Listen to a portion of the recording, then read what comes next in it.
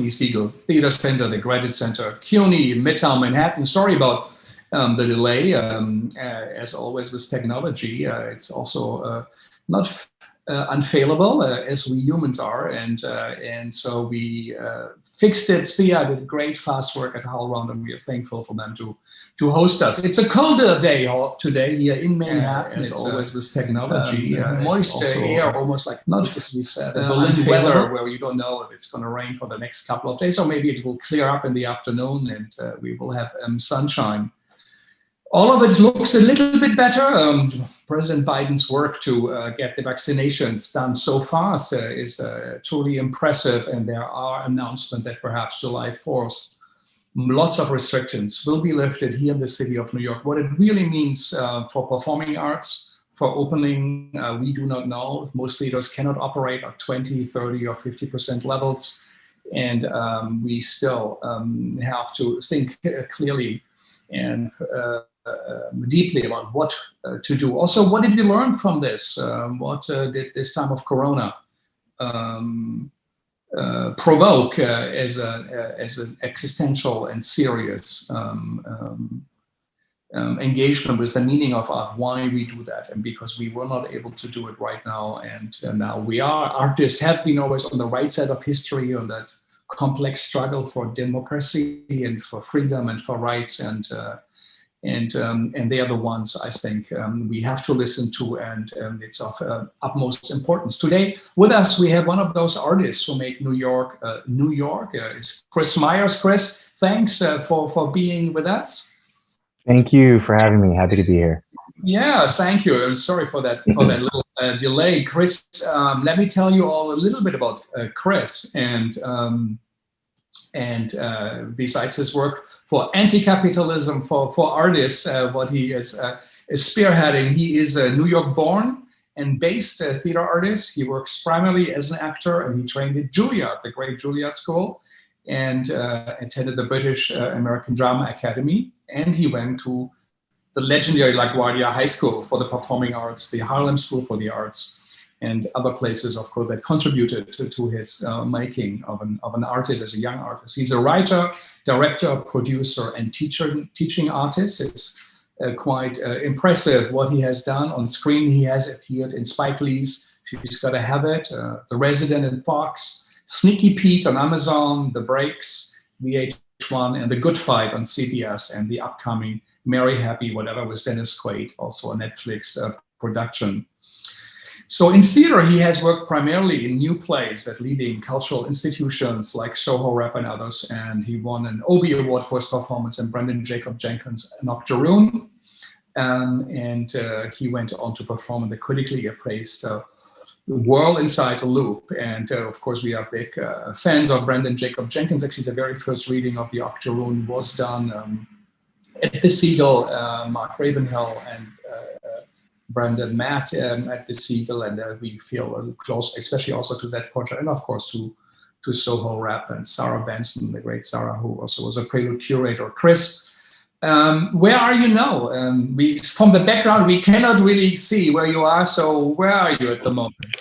Yeah, I'm hiding out on the Upper West Side of Manhattan, New York City. Oh, good. So how has that time of Corona been for you and your work? I mean, what a way to start. I mean, you know, there's been a lot of waves of emotion, stifled creativity, abundance of overflowing ideas, and everything in between. I mean, where I am right now is actually, I feel like I really have a clear game plan for how I want to spend this time while the world is kind of off its center.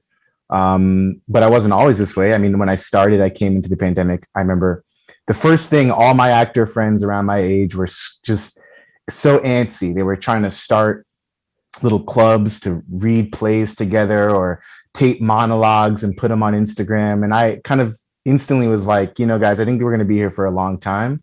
I think it's going to get harder. And I was trying to counsel at least my personal friends, rather than try to be like super productive, maybe just take a breath. Maybe just like see what's actually going on in the world. This is, you know, early pandemic. And then I kind of giving myself that permission eventually found myself into certain rhythms that I felt like weren't going to add to the stress and burden of being alive during this really tumultuous time, but that also wasn't me just kind of sitting on my ass despairing, because I was lucky to have a certain amount of privilege. You know, I'm in my mom's apartment right now, where I get, whenever times get hard, if I, you know, I don't ever have to worry about not having a roof above my head in New York City, which is nice. So it's like, well, I'm here, I'm safe, I'm collecting unemployment. What can I do? Right. And that's how I found myself to the work that I'm currently doing, primarily around teaching, but there's some other stuff going on too. What do you teach? I teach class politics to artists through this organization I've created called Anti-Capitalism for Artists. I devised a 8-week curriculum. I want to be clear, I had no previous experience doing this before the pandemic, but I saw an opportunity and I took it, and I just kind of assembled all the stuff that I'd read through self-study through the years and put it into an 8-week curriculum. And I just put something out on Instagram. I said, hey, anybody want to learn about class politics and capitalism with me? About 40 people said yes. I kind of divided them into 4 groups of 10, Monday, Tuesday, Wednesday, Thursday, and just learned as I went, teaching these ideas to folks. And I've done it. This is now I'm starting the 4th cycle of working with people on next Monday. By the end of it, we will have taught roughly 200 artists of various stripes the basics of class politics. That's quite impressive. As you know, we are based at the university, so you created a way of learning, of transferring knowledge, and of studying. How did you get that idea? Well, when the pandemic started, obviously, I think every American, well, speaking just for America, we all kind of, the relationship to the state shifted, right? There's this virus raging through, decimating lives, killing people, making them sick, destabilizing their incomes, business sectors shut down, despair, et cetera, right? Simultaneous to that, the streets are coming alive. People are coming alive in protest. There's uprisings everywhere.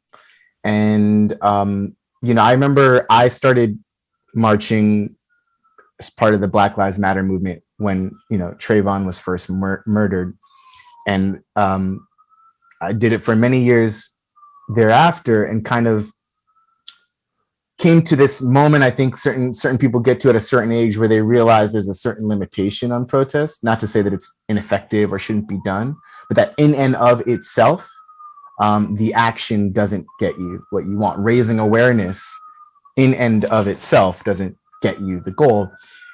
Plus, with the pandemic, kind of flaring, me staying at my mom's place, her being of a certain age with underlying conditions, not wanting to go out into the street, catch something and bring it back, I had a couple of reasons where I was like, okay, I might not be a part of this moment in the streets, but how can I still be useful? How can I still contribute to what's going on?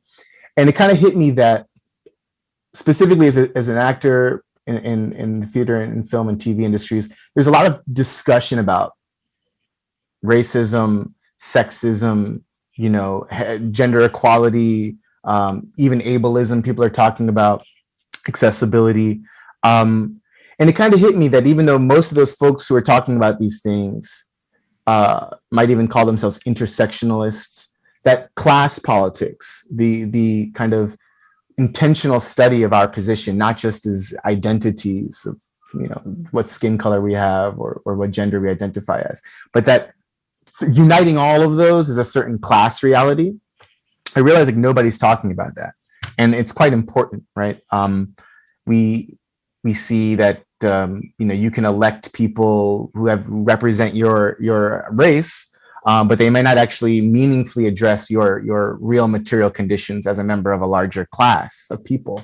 And so I said, well, this is an opportunity. Basically, I said to people, if you care about race, if you care about, heteropatriarchy, et cetera, you should also care about class politics. And I'm going to show you why. So just come over here. And it was kind of just realizing there was this big opening.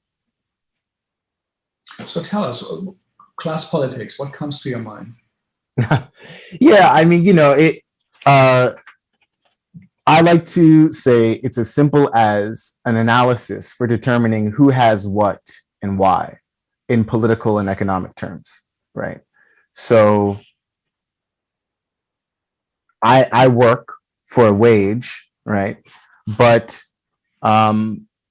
most working people who work for a wage, after they pay for all their expenses, their rent, their medicine, their food, they're not going to be able to save whatever they have left and buy Amazon, right? There's an order of magnitude difference between the capitalist class, the business owning class, and the working class, or the proletariat, if you want to get old school about it, right? And so it's about making people aware of these class distinctions. Elon Musk didn't just roll over and start SpaceX or Tesla. He actually people don't even know he didn't found Tesla at all. Actually, he was at first an employee who wiggled his way into leadership. But even like SpaceX, he got his start in business because his parents owned an emerald mine, I believe it was, in South Africa. What are white people doing owning emerald mines in South Africa? Of course, we have to deal with colonialism. And so there's this legacy of class relations that makes it so that Elon Musk or Jeff Bezos started Amazon with a $300,000 loan from friends. It's like, I don't know about you. I don't have the friends who could just loan me $300,000. There are certain economic classes that we belong to. Most of us aren't even aware that we're a part of them, because there's this myth in this country that anybody who works hard enough can be Jeff Bezos. Well, Jeff Bezos didn't have to work hard to be Jeff Bezos. No, Elon Musk didn't have to. They were born into these kind of classes. And although you can change it, it's incredibly difficult to do so. So, I start by saying to people, to explain class politics, my first question is, can you define capitalism? And 95% of the people who show up to this class cannot define the system that dominates our lives. And so, of course, there's a big problem there, teaching class politics when people don't even understand the economic system we live in. And the people who come to you, they are mostly artists, like of the theater world, performance world, or? I mean, they're all artists. I don't police that too deeply. I tell people it doesn't matter if you make a lot of money. It doesn't matter if you're famous. It doesn't even matter if you're good. If you identify as an artist, you can be here. But I do allow people to some people say, oh, well, I haven't really done anything in 10 years. And it's like, well, I don't know how to make that determination. You tell me, are you an artist? Then you can come. If not, so I let people sort that out. I would say demographically, it's probably mostly people in the theater, TV and film industry, because it kind of started with my network and it's a lot of word of mouth. But as it's grown, that's really shifting. And I don't really know what the exact breakdown. I can tell you we've had DJs, we've had dance makers, we've had designers, we've had writers, we've had creative producers, we've had stage managers, we've had actors, and we've had, of course, multi-hyphenates, people who do multiple things. So, we try not to make it too prescriptive, because we want to speak to everybody. But yeah, everybody's welcome.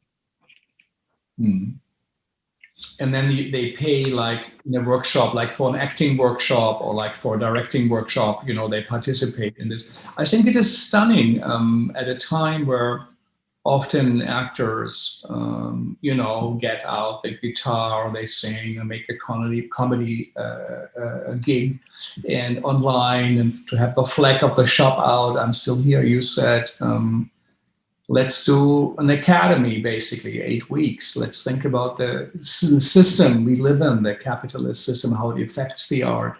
It's a radical move, a move that comes out of Corona and Corona time. Had you always that idea, or do you think it was connected to this moment? I did always have the idea, but this moment made it like there was no going back. It was an idea that became quite urgent once we entered into these conditions. And I will say, I had to change internally before deciding to offer this to other people. Like, I had to look myself in the mirror and ask myself how serious I take this work of centering capitalism embracing class politics and putting that into my analysis.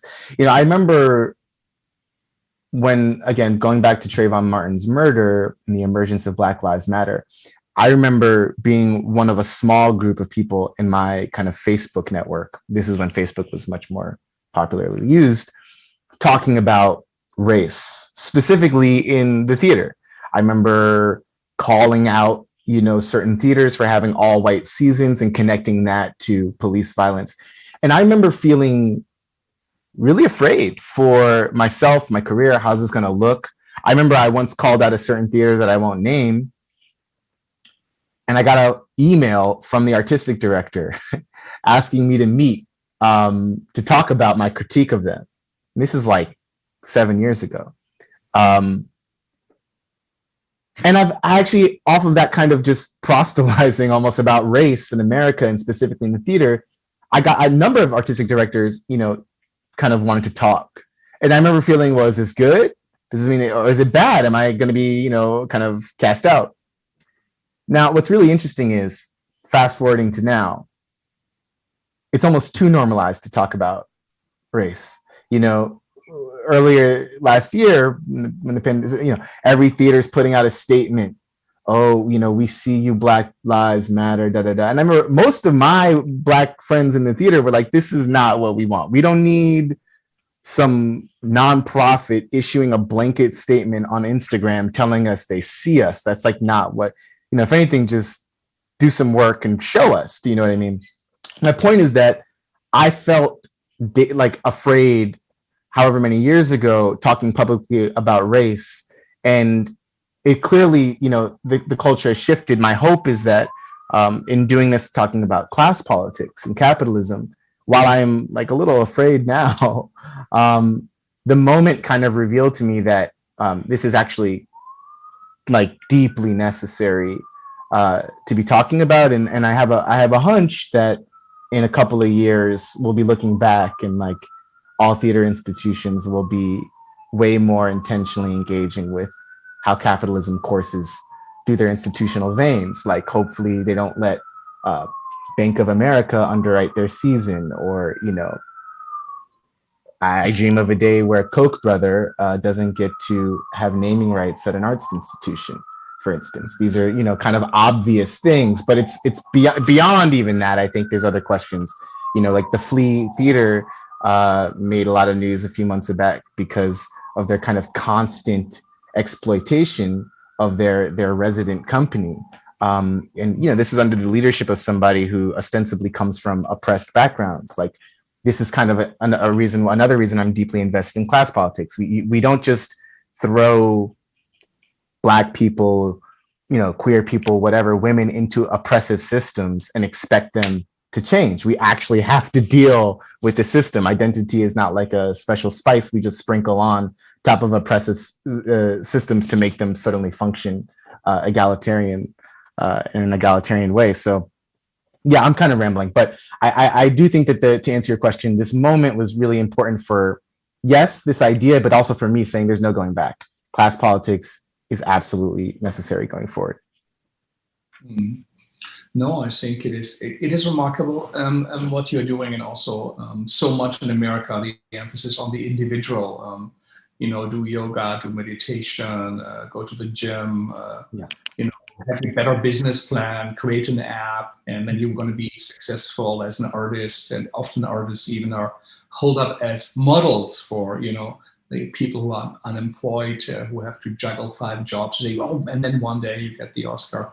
Yeah. And it's a big lie in a sense. And it's a system we are all in. And so what you point towards to say, well, it's all about the individual, but we're also there, is something we move in. As Isabel Wilkinson said, the house we live in is 300 years old, and the structure of the building, has racist structure, where the windows are, where the doors are, where you look out. A lot of it has been decided, and you point towards it. So what do you study? What do you read? I guess it's based on books, or do you have improvisations or open talks? How does a session in your academy, how does it look like?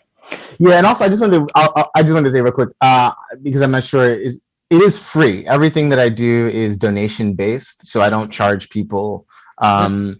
And it's, I don't pressure people. I ask once in the beginning, and then I ask once at the end, and it is what it is. But I will say that people have been very generous. If nobody donated, I probably couldn't justify spending this amount of hours every week when, I might have to figure out another way to be productive with my time. But yeah, people come through, so that's good. What do I read? I mean, that's the thing. I'm a little weird, and I think that anybody who's an organizer or an educator, just like an artist, if you get into these fields, you're a little weird, and it's unfair to expect that other people are going to have the same proclivities as you. So I'm always trying to keep these weekly sessions, or units as I call them, engaging. It's a mix of, if I can find a YouTube lecture, or if I can find a podcast, or if I can find a short article, something in really plain language, I try to use as much of that stuff as possible. There are some moments in the curriculum where that's really hard, and I have to just assign chapters of books. I love books. This is what I'm trying to say. If I had my way, we just would read books endlessly for the 8 weeks. What books do you assign? What books do you assign? Well, one really kind of inspiring text we read from is called "Inventing the Future" by Alex Williams and Nick Cernisek. And it's a proposal for a post-capitalist vision written very much with the now in mind, right? So you could read Marx all day, and he's still holds up, right? But there's a lot of things he couldn't have seen coming, like automation, for instance. So in Inventing the Future, instead of the kind of classic Marxist proposal of full employment, they suggest that with automation, we might be able to demand full unemployment, because we can automate the vast majority of labor. Okay, but in and of itself, this might sound like a hellscape. So of course, there's more things that have to go into this proposal. There's UBI, right? Universal Basic Income, which, reading this text, you'll learn up into the past few decades actually had bipartisan support. It actually wasn't a liberal thing or even a left thing. Now it's interesting, UBI, because most Americans associate it with Andrew Yang, who has a very, very fixed kind of capitalist version of it. Hey, I'm in an industry that's going to destroy your job. Here's a little pittance so you don't starve to death. Not exactly the UBI that we're talking about in a post-capitalist proposal, which would essentially be looking at extracting the surplus value that the automated labor creates and dispersing it equally to people so that they can live fulfilling lives. There's another part of the proposal, diminishment of the work ethic. This goes into something that you were just saying. Part of the drudgery of capitalism is this kind of internal competition, both with yourself and with others. For who, right? You produce all this value, you're driving yourself mad to ultimately give most of the value you produce away.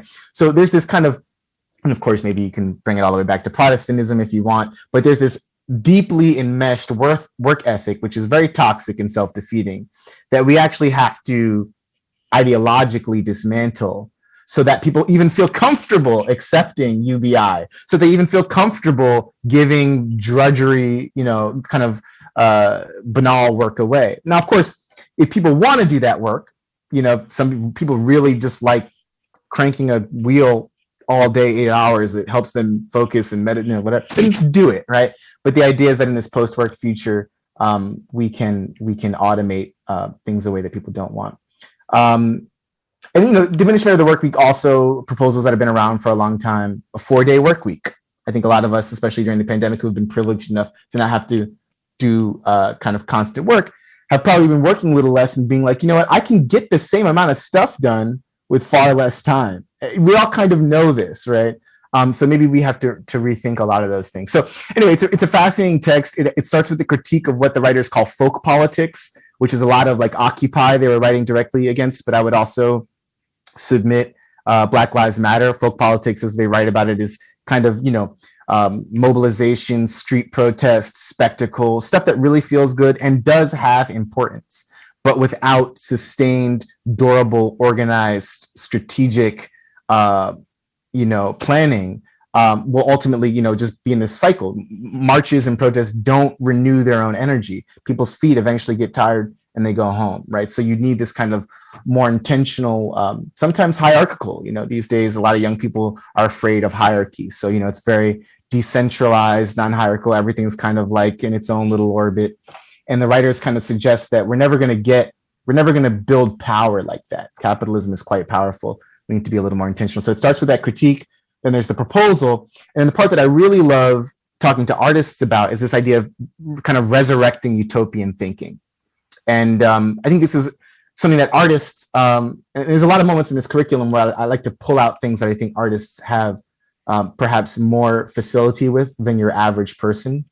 I think, as artists, obviously, the imagination is really our stomping grounds.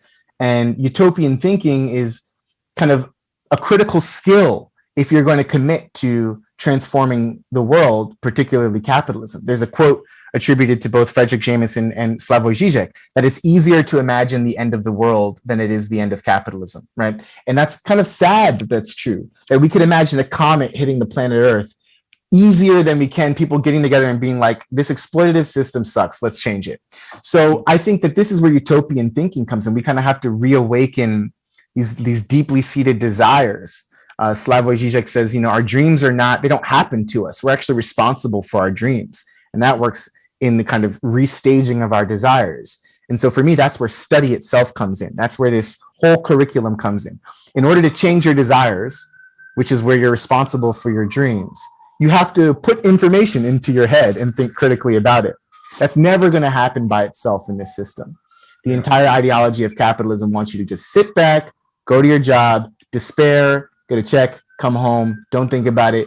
Blues in charge, reds in charge, blues in charge, reds in charge, and just round and round we go. Nothing will ever change, right? So that's, and I think that artists taking this information have two opportunities. One, artists are people. They're workers just like everybody else. So hopefully they can attach themselves to larger working class struggles. But of course, with these ideas in their head, with utopian thinking revitalized, they can create a new kind of art that actually unsettles people, not in the kind of quaint way where they can sit in their seat and like be confused by something on stage and think that that's good, that they're confused. They must be too stupid to really get in there, speak people's language, awaken their desire to change the world. It doesn't have to be agitation propaganda. It just has to show the world as it really is. That's to show a world that's actually that has class relations, that matter and that have impact in our lives. So yeah. And you feel that new thinking will also produce new art. So as a polemic question, what's wrong with the art we have now? I mean, that's such a, I don't want to get myself into trouble. I don't want to make this personal. If I was going to apply a kind of dialectical materialist analysis of what I think is, bad about art, I'm going to speak specifically about theater, just so I can be specific here. We worry a little bit too much about the content of the art on stage. This would be my first response, right? It costs $1.5 billion to run for president, not to win, just to run, right? You got to be the kind of person who has access to that kind of money. You can be God's gift to politics. If you don't know the kind of people who are going to give you $1.5 billion, you're never going to have a chance, right, of being president. There are similar class distinctions on who shows up on those stages, right? We know that going to certain institutions, I mean, for me as like Juilliard, a lot of people ask me questions about how do you get an agent? I don't know what to tell them because I never had to try. They come to me at Juilliard, But this is like a normal question that like any actor, like 90% of actors struggle with. How do I get an agent? Because of the institution I attended, I don't even have to worry about it, right? So there are playwrights, directors, actors. There's an immense amount of class privilege institutionalized before we even see the content of that work.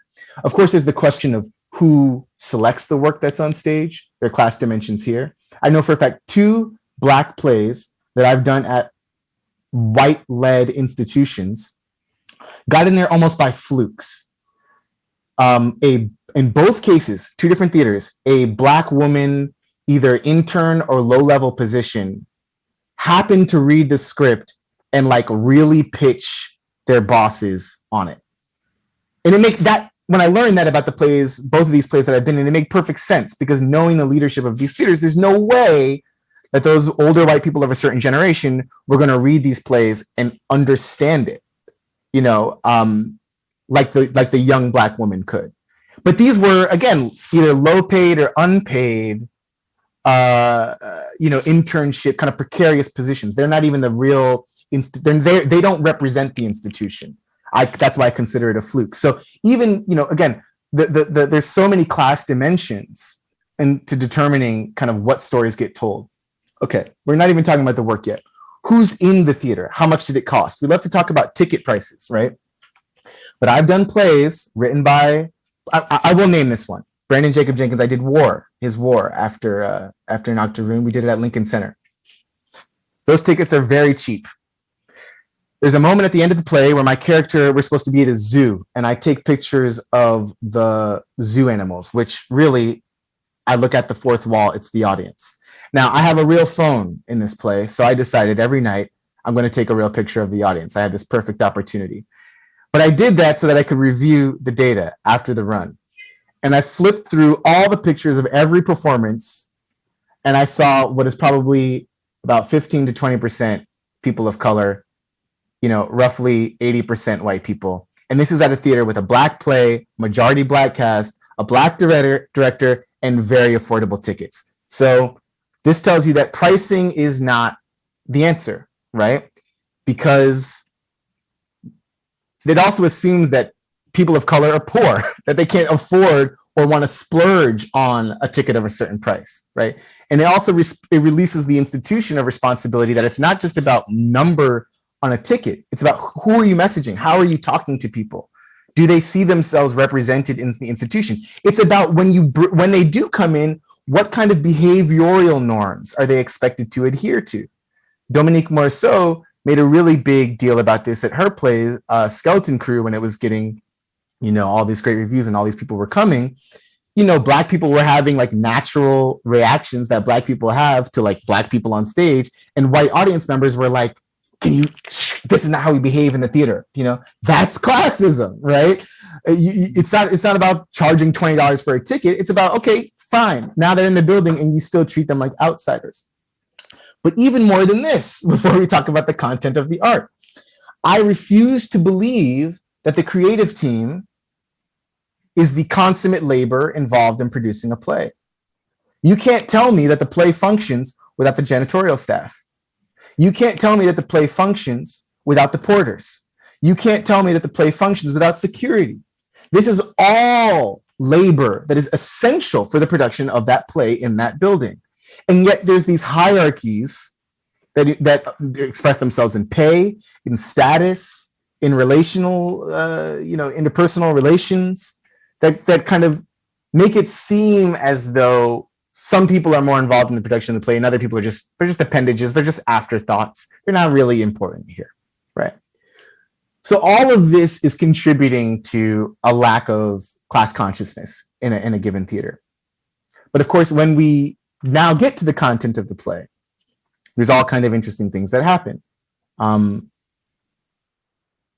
of the opinion that to have a truly egalitarian, class conscious art, that art needs to be tethered to an actual community, a movement, to people, right? It's not like just reportage all the time, where you go like talk to some poor people and then do a thing on stage where all the actors are kind of middle class, the audience is middle class or upper class, you know, it's like all this kind of stuff. And you're just kind of like copy and pasting and translating into the institution. I dream of a day where the people we want to represent in our stories actually take part in the creation and production of their own stories. That would be quite lovely, right? It means that institutions would have to actually talk to communities, you know, and not claim to speak for them through like fancy word mission statements. They'd actually have to be a way that, you know, the community can actually talk to an artistic director and be represented, not the board of people who sit, you know, run companies or whatever and kind of advise on decisions, right? And then I think we might be a little more critical about the subject matter of certain work and what it really says. I mean, Hamilton would be an example of a show that people react to seeing all this diversity on stage, right? But you can read about people who have been in the actual company of the show, and they have all kind of critiques about the hierarchy within the company. Add to all the things I've just said about all this kind of other kind of class-based way of analyzing institutional theater. But I mean, you know, we also have to ask ourselves, well, this play, you know, Obama loved it, but so did Dick Cheney, and what does that mean when these kind of supposedly polar opposites can come together and say, this is the American story we both agree on?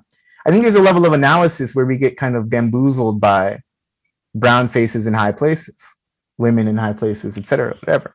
And I think we can also be a little more critical about, you know, whose stories are being empowered, whose stories are being protected and abetted. And that's a long road. But those are some thoughts.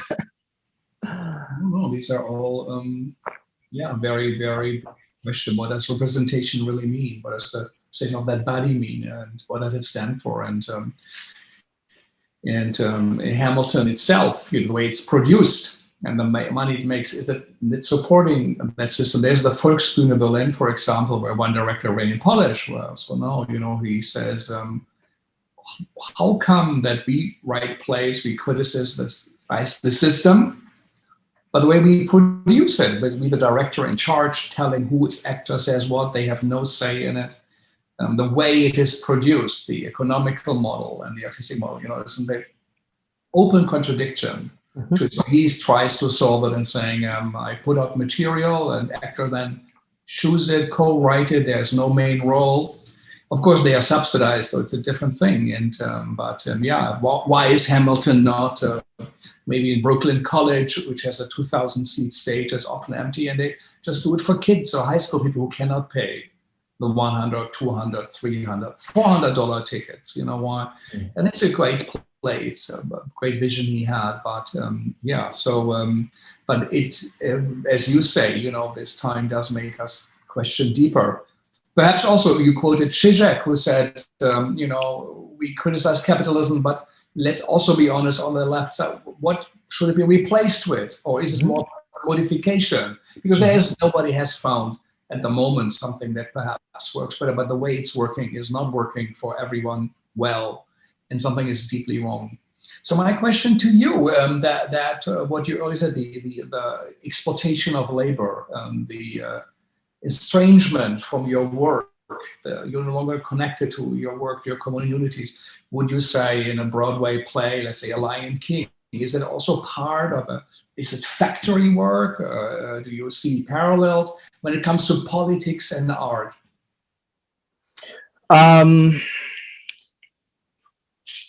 So sorry, there's a couple of things. I want to make sure I get the question. Maybe like, you know, that production model, you know, theaters. You know, do you see that as like a Lion King? I know that I think the original actor who played Simba killed himself. Oh wow, I didn't know that. And for what we don't know exactly, of course, money factors part into it, you know. But you know, yeah, no, yeah, no. So there's a campaign happening right now with the Actors Equity Association, or our theater union for actors and stage managers, that there's a push right now to eliminate the 10 out of 12 rehearsal days, which is what we do from off-Broadway onto Broadway. There's this period of time in tech and previews where you're working these 12-hour days. And of course, the crew, the production people are working even longer. And nobody likes it. You know, it only benefits, I guess, people who are spending money on the production, but that's a couple of people. The vast majority of people who have to do the work hate it. And so one of the campaigns that started during the pandemic, where people kind of sitting around taking stock of their working lives and saying, how can we change it? One concrete thing, you know, we can put some muscle toward is trying to eradicate the 10 out of 12. You know, it's also like most unions, one of the things that they got about 100 years ago was 2 days off. You know, AEA, you know, is one of the few unions that we have these 6-day work weeks where we only get a paltry Monday off. I think there are a lot of conditions in our working lives that in the theater that, yeah, they have a kind of factory like spirit to them.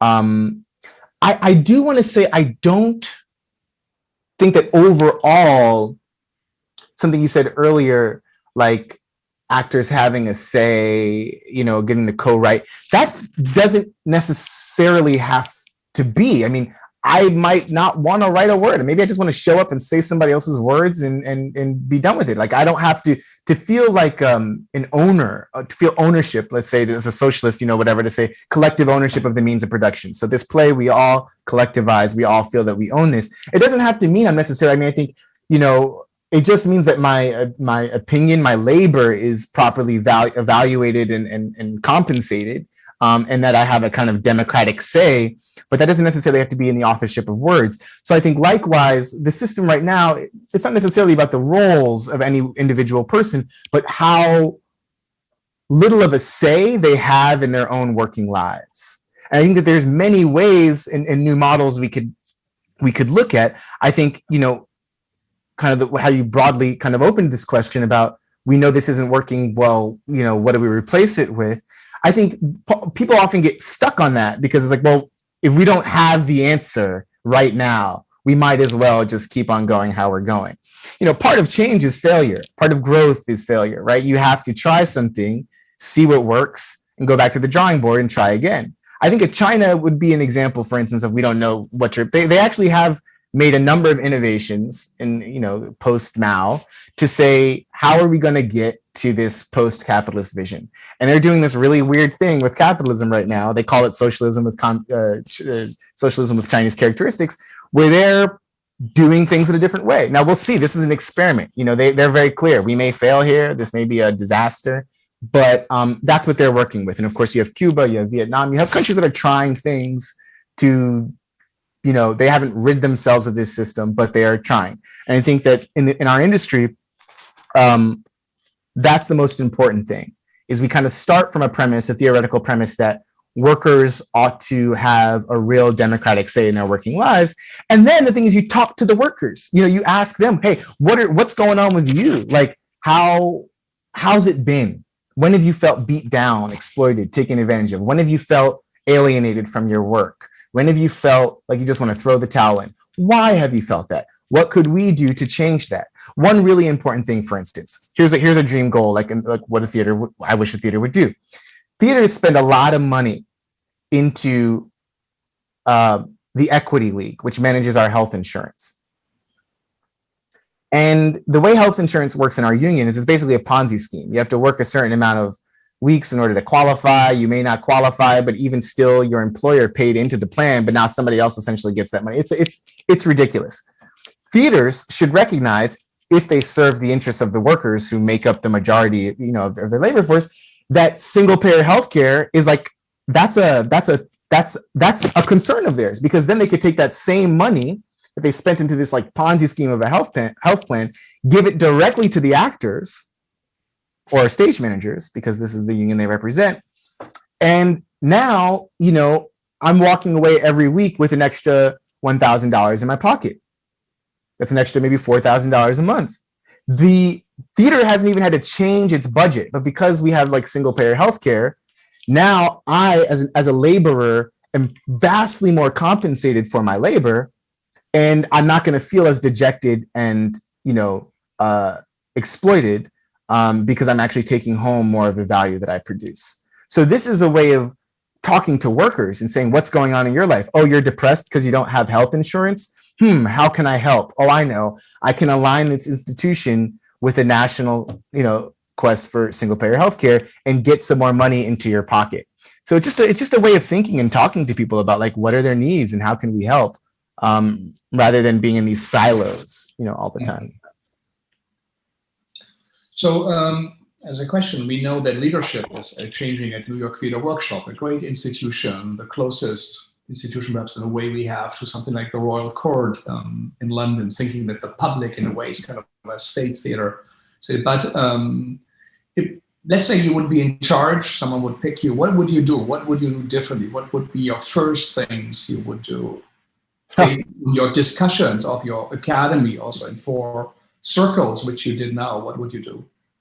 Wow. Frank, that's that's a question. I mean, I have no goals of running an institution for the foreseeable future, but I do think one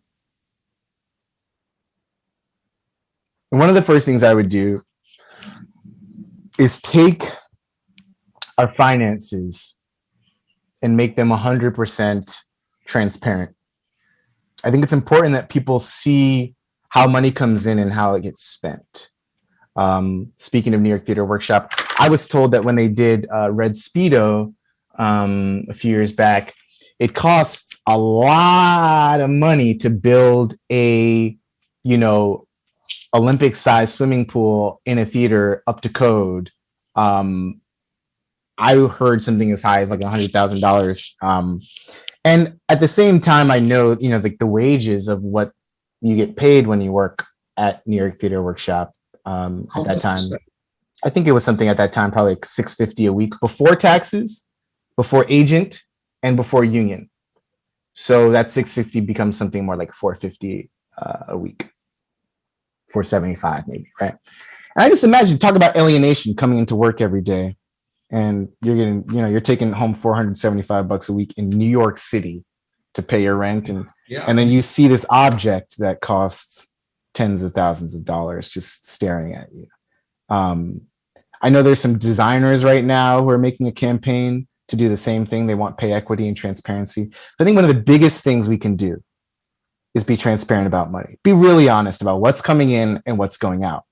For me, like if I'm doing a kind of DIY artistic project, this is a New York Theater Workshop, but I tell people how much money we have. And so when I'm paying someone and it's like not enough, at least they know it's not because I'm hoarding it, it's because I don't got it. And then they can decide in good faith whether that's a situation they want to subject themselves to.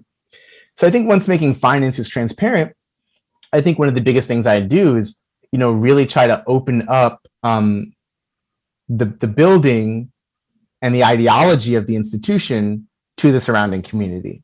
This would be a little tricky because that neighborhood is so deeply gentrified that I'd actually be terrified to do that. But I'm sure there'd be a clever way to try to do it so that the people who have been sticking it out there for decades and who aren't coming from, the upper crust of society feel represented in that building. They know they have access to it as space, perhaps meeting space, performance space. They know they have access to the institutional resources, the intellectual capital of the people who work there, and see themselves represented in the work that's produced from the institution. What else? What else would I do? I mean, I'd also, kind of put diversifying staff and leadership in like a very high priority.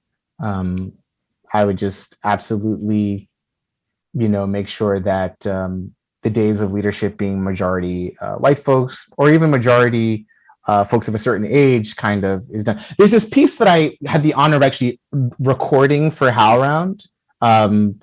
They do like audio recordings of articles, and I cannot pronounce the writer's name, but they wrote about their proposal for a public theater in, oh gosh, I'm forgetting the country, in like Eastern Europe. But it's this beautiful proposal. I don't know if the article is out yet.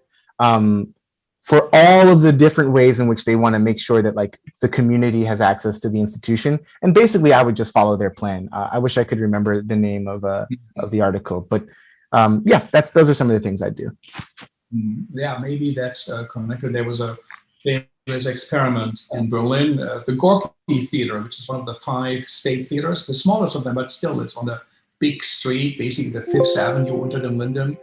And it had a Turkish-German director, and the idea was, let's have everybody in the ensemble, everybody who works there, every designer, writer, director, with a few exceptions, be of immigrant community, refugees. So basically, no one looked like me. And they say, do whatever you want, write your own plays. It was, I think, the Green Party proposed it strongly, was able to get it through. the political system. And it was a complicated start. It took a year and a half, until they got footing. And but slowly they developed plays, wrote plays, rewrote plays. One day before opening night, unthinkable in German state theaters or city theaters normally. And after a while, it became the theater with the highest capacity use of seats. The youngest audiences. It energized a city, and it also produced a new work, young work, and people spoke with accents, which was normally you are Israeli, Russian immigrant, you are from Lebanon, from Syria. You would hear it as you see it on the streets of Berlin. They would subtitle every show into Turkish. They said, why do they all have to know perfect German? They might even understand, but they can't follow it like me when I watch it. US, I have to put it on. So there are models out there, and so. Yeah, I mean, the one thing I'll add, is like state funding goes a long way toward why some of those things can happen. I'm going to spend a brief moment talking about the Public, which is a theater that I've worked at a number of times, that I've enjoyed working at, that I enjoy a lot of the work that gets done there. But I'm going to be really honest. Yeah, there's a drift to that institution, right? That, if you've ever been there, that there's a restaurant in the mezzanine level of that building. But you think, public theater, public for all, it must be an affordable restaurant. No, it's actually quite unaffordable. I've worked, if you do their public studio, their new play slot, and this always confuses me. New plays get less rehearsal time. It's this bizarre thing. They give you 2.5 weeks of rehearsal, previews, actors are still holding their scripts. This is, of course, also where a lot of diversity finds itself. So at the end of the year, they can say they produced this many playwrights of color. Well, they often got this kind of like ghettofied slot. Defaults less weeks. Exactly, yeah. And also less pay. The contract isn't on the same off-Broadway code as some of the other houses in that same building, even though it's the same theater, same building. So the point is, I leave, let's say a performance or a rehearsal where I'm taking home $375 a week. And, you leaving, wafting out of this restaurant is delicious, cheeseburgers and steaks. And you think, I'll just pop in for a burger and a beer. And it's like $35. So who is that for? It's not for the artists. They're clearly not paying us enough to eat there. And it's not even for the patrons, because a lot of them can't afford it either. One imagines it's for donors and for patrons of a certain income level. It's not just that; it's that it's there. It's the smells. It's really the whole experience. The aroma. Imagine what that same amount of space could be used for if the workers were thought of. I'm literally just pulling this out of my ass here. Sorry if I can't curse. What if that was a mental health clinic for arts workers? I mean, I don't know. If you can build a high-end restaurant, I assume you can build whatever you want. What if that was what if they offered free mental health services for arts workers, right? You already had Joe's Pub next door. That was another thing. Whenever my friends do shows at Joe's Pub, I was, oh God, I gotta drop $75, to get in there. There's 2-drink minimum, the ticket. It's exhausting. I want to support you in the development of your career. Why does that cost more than like a full production ticket? So there's this logic to the public theater, I think, where it's quite cozy with banks. Look, this isn't even a leftist point of view. We know that it is literally the banking class which draws this country into every economic crisis. That is not up for debate.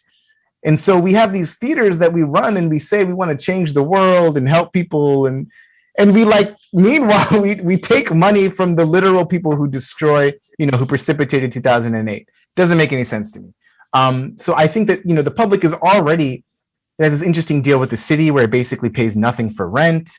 It has the kind of Disney Plus revenue stream of Hamilton, passive income. It has these business ventures. And I'm sure somebody's going to follow up and tell me, oh, it's not as bad as it looks. I just don't believe it. It's like, how can all of this sounds more like the logic of corporate America than it does of something looking for a way out. And I just think that we need to realign our institutional structures not with this kind of neoliberal drift into more and more marketization of every single, like literally the art and all the square footage of the building, but how can we align our institutions with the working class within and without of our sectors and industries so that we can, say no more, no more. We don't want this. We're not going to go along with it because that means we can keep the lights on. We're actually going to fight against it. Like that's what we need. No, it's quite striking.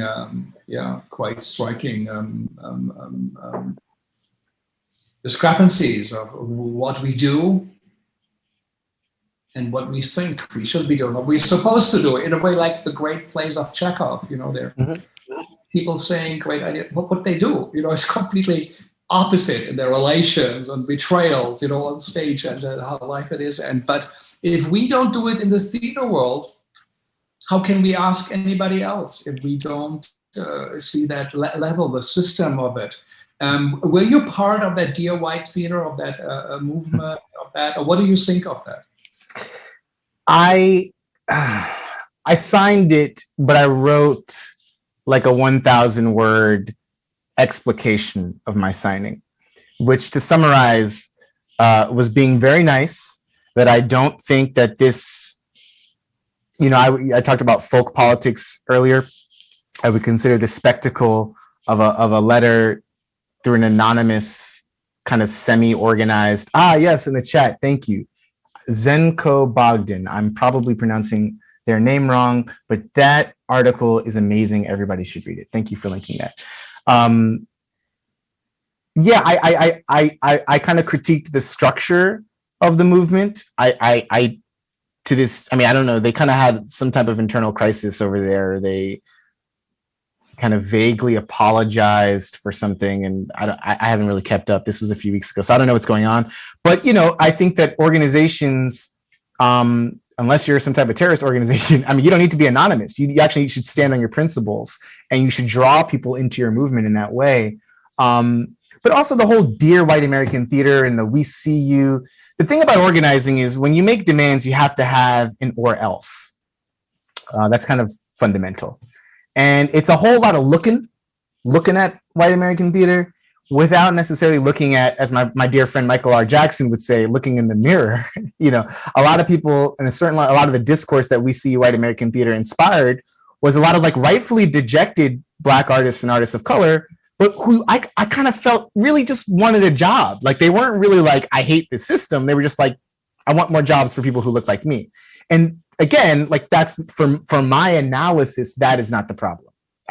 It's a short-term thing. People need jobs to eat, but the system is fundamentally flawed. So the movement can't be, put more of us on stage. The movement has to be change how the system operates fundamentally.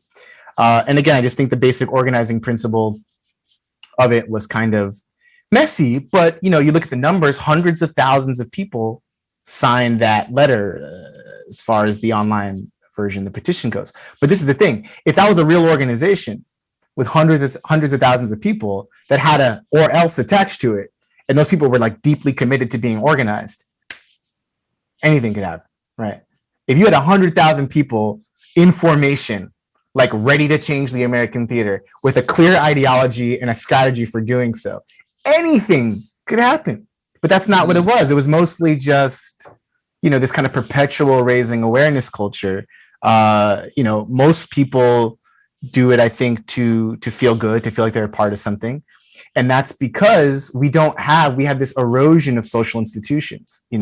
It's kind of this thing of the past that you join, an organization. It doesn't have to be a communist organization. It could just be a group providing food in the community. It can be a group providing free medical aid. It can be a group, doing childcare services. Because of neoliberalization, as both an economic system and an ideology, we've outsourced so much of the work that social institutions used to provide into the marketplace, into private enterprise. And so both the institutions themselves and the muscle, the skill that we have to develop to know how to be in organized social formations has completely left us. So all we can think to do is tweet a picture, Instagram a photo, tweet a petition.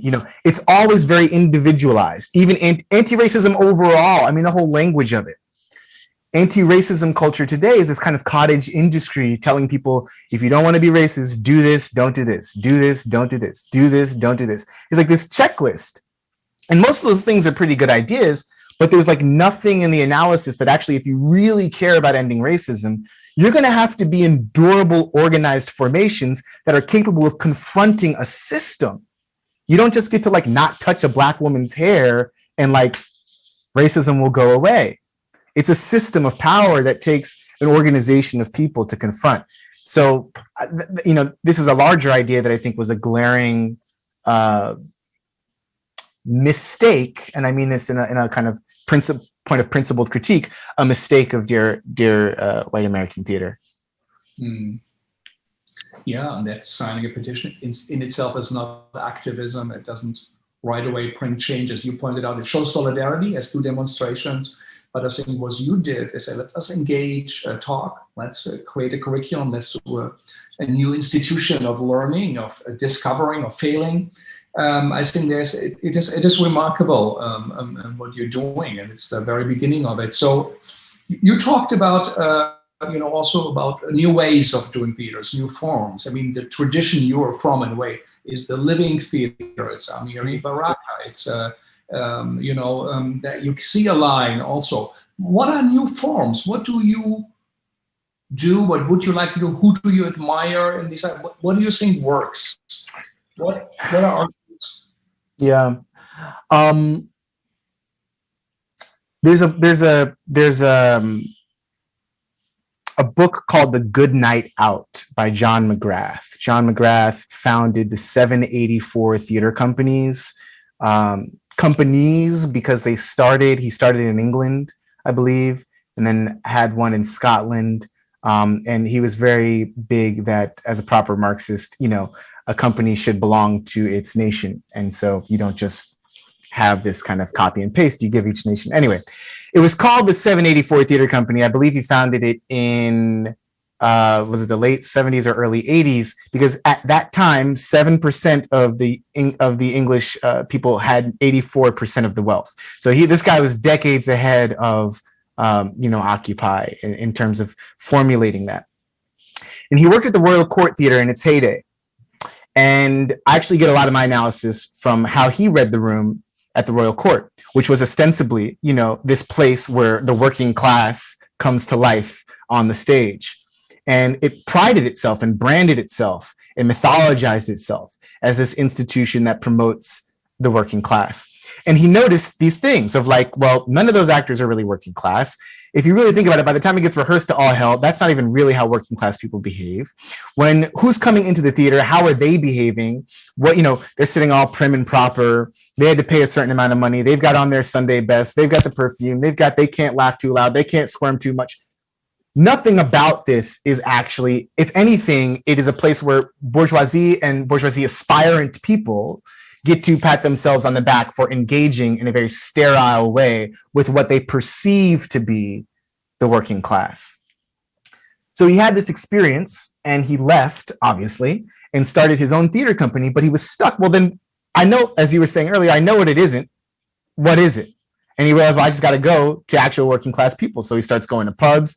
He starts looking into how do actual working class people entertain themselves. And he found, these kind of, I don't remember what they're called. It's some English term, but these kind of places where, you go in the door, there's a pub, there's, a bar, people are serving up pints, but maybe there's some wrestling and then they clear the wrestling and then there's a little song and dance number and then they clear that. And it's just, it's wild. And this is what actual working class people at the time were primarily engaged in. But, here's a Marxist that is for, his skill set is theater. So he starts asking, how can I fit myself into this place? So the company ultimately has to start by embracing the kind of set and setting that working class people are used to, these environments which are not controlled, places where people police all their behavior and conform to these standards. That has to go out the window. And he said, well, maybe I want to do a play, but instead of hitting people over the head with a 2-hour play, we're going to start with a 30-minute play, and we're going to start with what they want to see. They want to see some song and dance, we'll do some song and dance. They want to see some pantomime, we'll do some pantomime. And we'll warm them up to the idea that we can actually make a theater that's dealing with what's going on in their lives. Now, what's going on in their lives? Alcoholism, because people can't get jobs. Therefore, domestic abuse, because these dejected men, in a kind of proto-incel way, are taking it out heteropatriarchally on their spouses, etc. So this is not, again, even working class stuff that we associate, generally within the bourgeoisie theater. He's like, what's actually going on in your life? How can I actually put that on stage?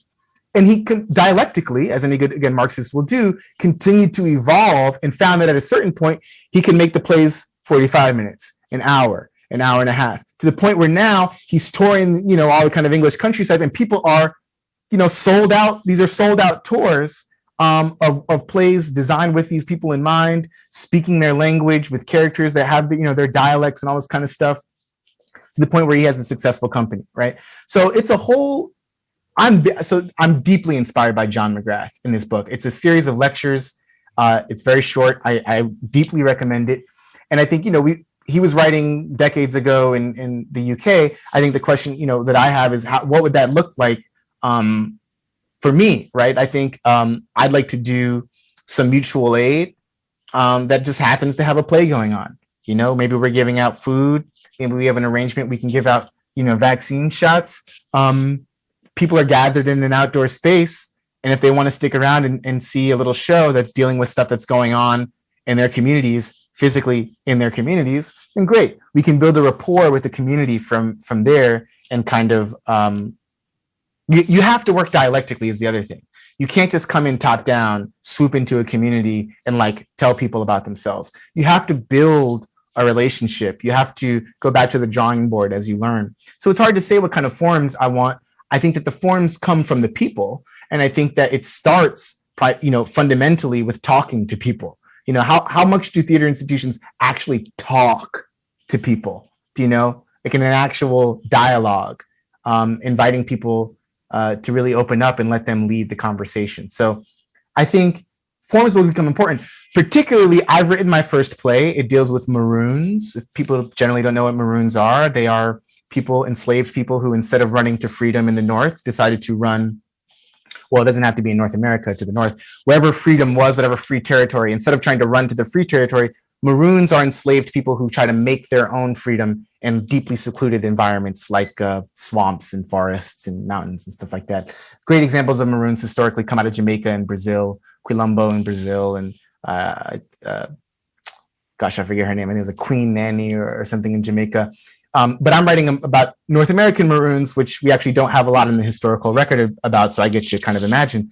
And I basically, early in the pandemic, I had this realization that while I wouldn't mind the play being produced in a formal theater, I want it to be able to work with none of that.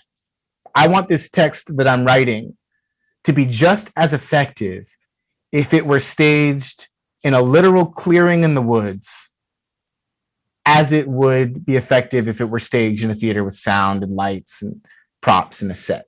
So that's a turn that I've also had. It's like, I think that our material shouldn't necessarily assume the primacy of bourgeoisie institutions and the literal material structures that we associate with the production of drama.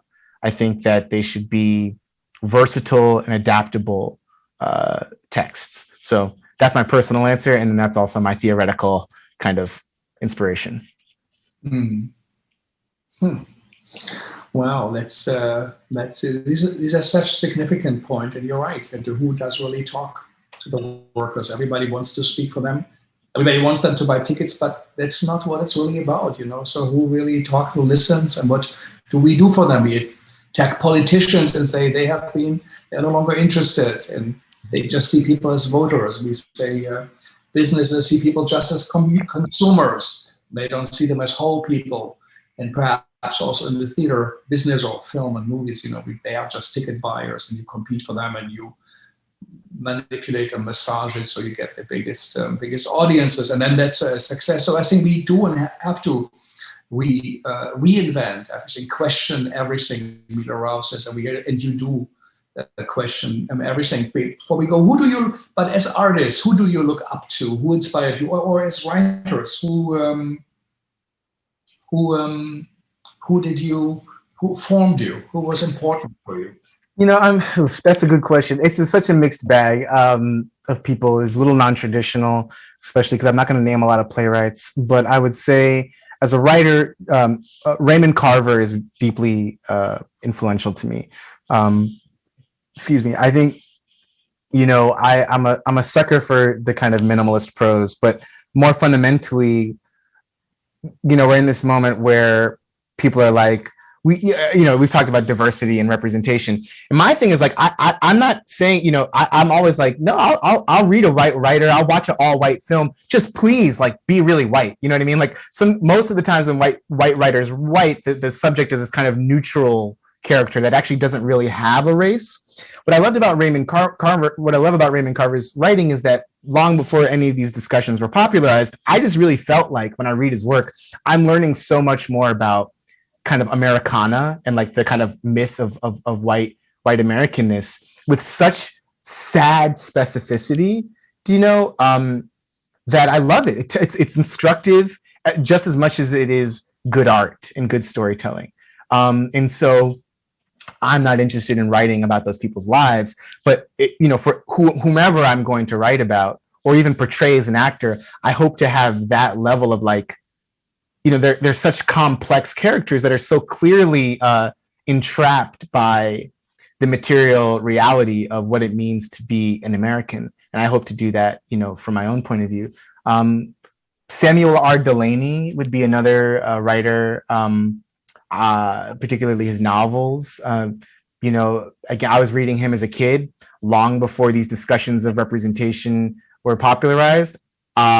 Before it was even really something on my brain. I've always loved sci-fi, but I think it's very, in retrospect, it's very telling and obvious that I was drawn to the work of a queer Black science fiction writer who, you know, was kind of a bit of an outcast and in some ways still is. Speaking of Black sci-fi writers, I'd say Octavia Butler is a big inspiration. I think what I love about her work is obviously very visionary. She too is dealing with, you know, maybe not like Raymond Carver, but you know, her work is very much set, you know, with America and American ideology as a character, whether it's Kindred, which I don't know if you know this, but Brandon Jacob Jenkins is actually turning into a series for I believe FX or Amazon or something. But you know, in Kindred, if you don't know the story, it's basically a woman gets sucked back into antebellum slavery. In the present time, she kind of goes back and forth and she learns all kinds of stuff. But you know, American history is a character in that story. It's not just a setting, it's a character. But even when she's doing the Parable series and she's writing America 50 years in the future, you have climate catastrophe, you have a Trump-like president figure who's kind of galvanized the fascist.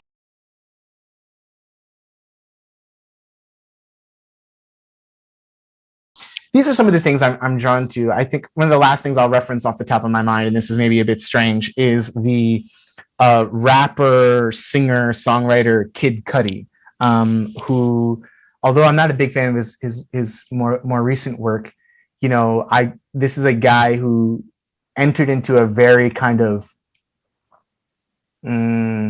hyper masculine moment in music and chose to be super vulnerable and talk about mental health and addiction and sadness, and to use a kind of sonic palette that was completely his own and very left field.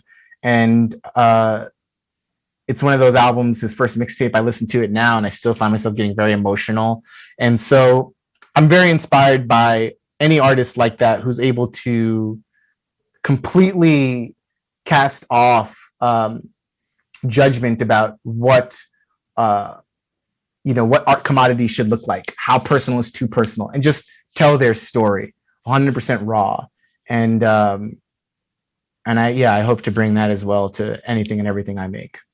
You really do. I think it's astounding, your range of engagement, your artistic work, which is clearly also excellent. You know, albeit all the work you have done, but also your that vision and that mission, and to not see things how they are, but how they could be, but also looking really how are they, and not misreading them. So it's quite interesting what you're doing, and how you stay connected. What other way we will do it is people sign up for the academy. I think it's a great way to engage, to think, to learn together.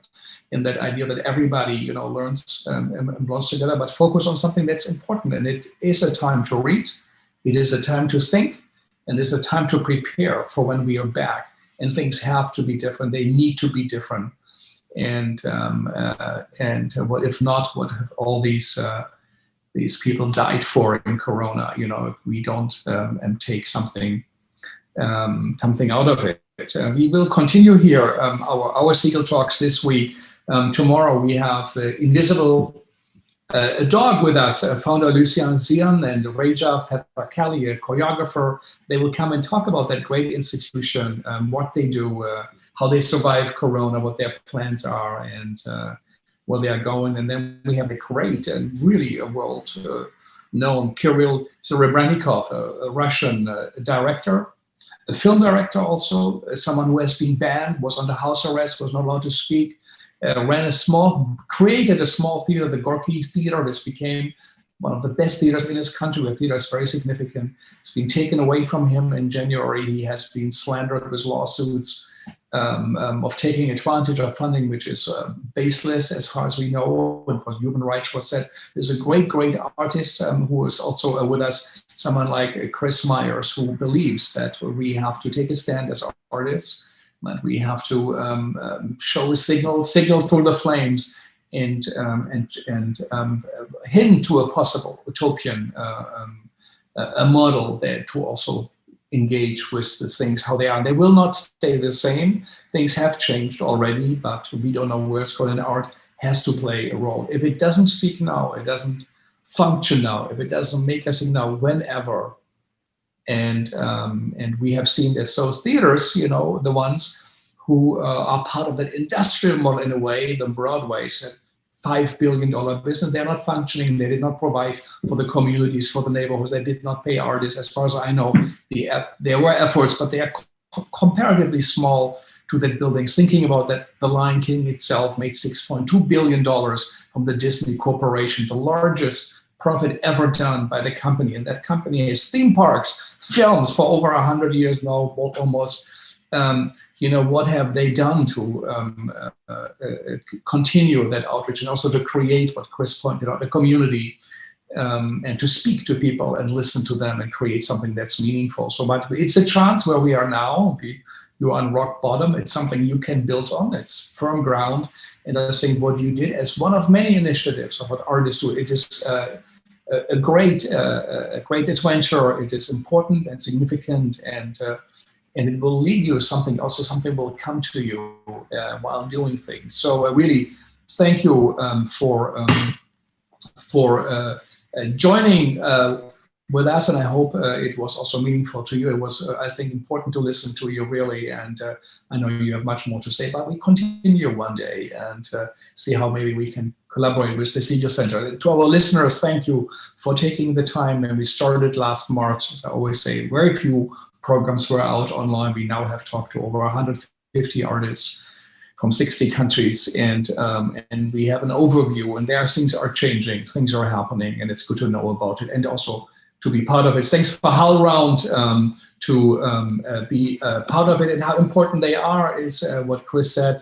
Senko Bogdan's article, Reimagining Public Theaters as Collectively Organized Cultural Institutions. You can find it on HowlRound. I did not know about it, but it just shows how significant these forums are. So thank you. And to our listeners, thanks for taking the time. We need great theater. We need great art. We also need great audiences, audience like you are. So it's a big compliment that you listen to us. Bye-bye, Chris, and say hi to your mom, and I hope she's doing well. And, thank you, yeah. she'll be in person soon.